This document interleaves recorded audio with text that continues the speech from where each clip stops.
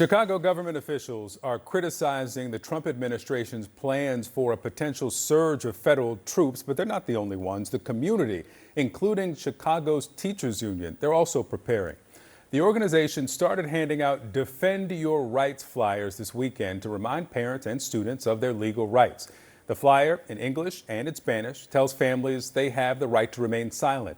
They don't have to consent to be searched, and they don't have to share their birthplace or citizenship status. Stacey Davis Gates is president of the Chicago Teachers Union, and she joins me now to discuss. Good morning to you. Preparing for what is coming.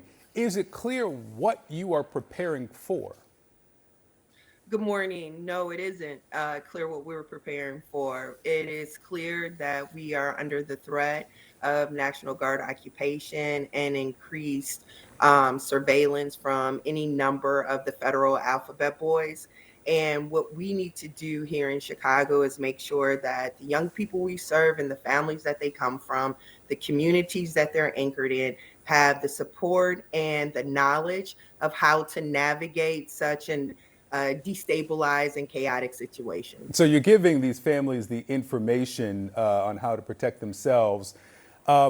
Day one of this administration, the Department of Homeland Security revoked the ICE protection for sensitive locations, places of worship, schools as well.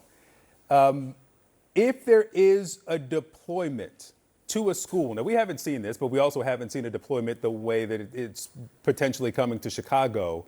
If there's a deployment to a school or a checkpoint near a school, which is more common, is there protocol for teachers for these schools on what to do if they have students in those classrooms? Absolutely. Back in 2019 and again in 2025, we Trump-proofed our contract. We created sanctuary and constitutional protections within our contract to create an implementation and a training for every member of the school community to understand how they engage with this type of encroachment on our civil liberties. And so what we've seen since then is an increased awareness by all stakeholders in the school community. Our ability to be able to provide instruction in our school communities is predicated on our young people being inside of our school communities. This type of intimidation depresses the attendance rate. It makes families think twice. And here in Chicago, we serve both Black and Latina and immigrant and working class students. And we know that our Black students travel up to an hour to school because of school closings in the city. That means that these children need to know their constitutional rights and their families need to be in a position to reinforce them. Teachers teach values, they teach the Constitution, they teach social studies.